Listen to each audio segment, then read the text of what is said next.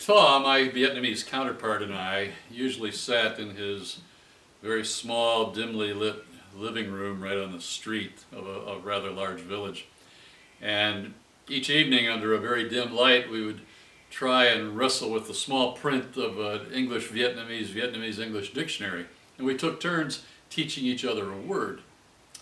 Well, this particular evening, I wanted to teach Ta the word lucky. So I'm looking it up, and I see it's two small words, May Man. And I said to Ta, I said, May Man.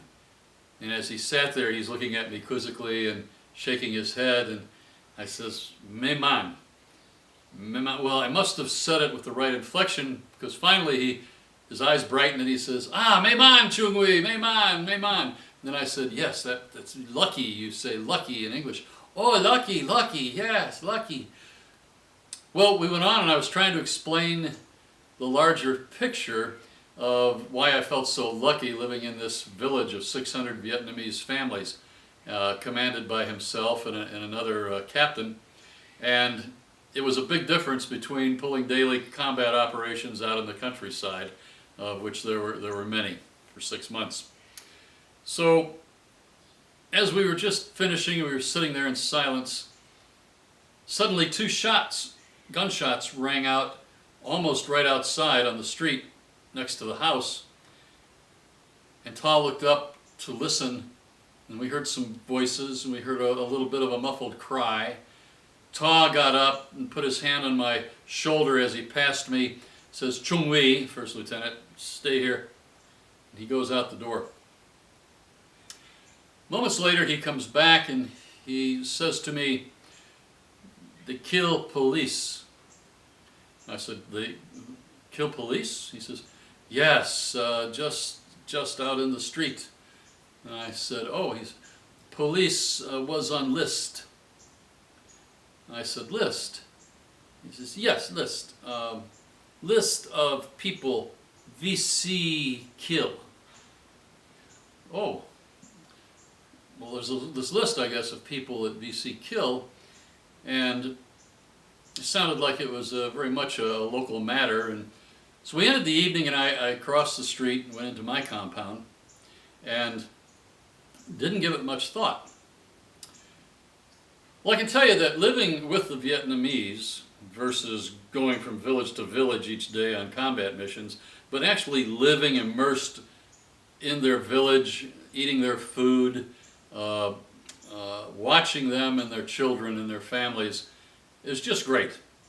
They're the most open and acceptable people. I mean, they just open their lives to you and are very gracious, happy, smiling, even though they were weary of the war. And as an example, one day I'm walking from the mainland side, because we were on an island that was connected by two large bridges built by the French in 1903. So they were these classic iron chipped paint bridges that were kind of crude, but there was a railroad that went through them or over them. And I was on the mainland side, and I'm walking back, and the street level is up here, and you're walking on a catwalk, and people are coming and going on the catwalk. The bridge is maybe a couple hundred feet long. And as I'm walking, I noticed something on my rear in my space, and I turned around, and there's this old woman, and I said to her, Munyi, what do you want? She just looked up at me just with this huge smile on her face, and she was very old, very short. Her hair was braided very closely to her head, and when she smiled, she had that big black mouth that was characteristic of chewing a betel nut in the evening, as especially the older people would tend to do.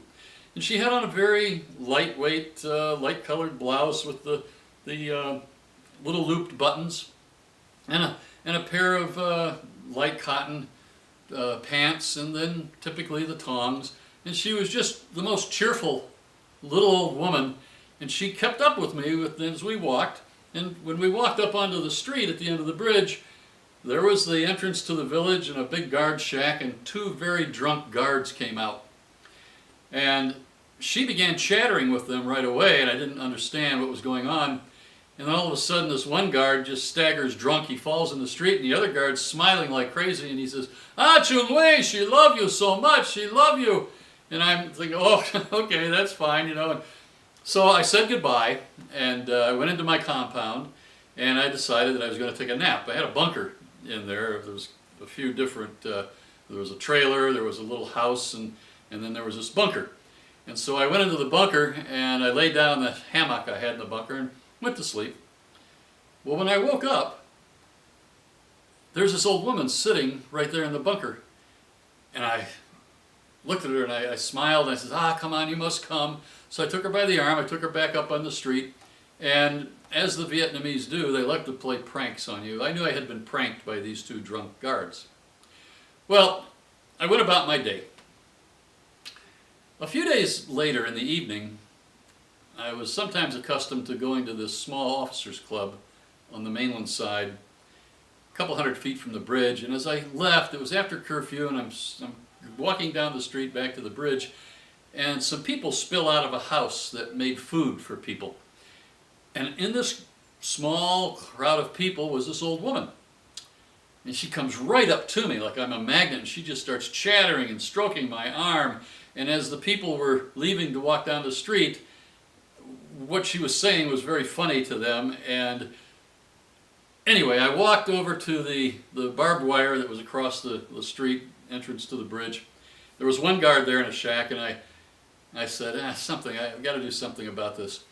So I instructed the guard to keep her there.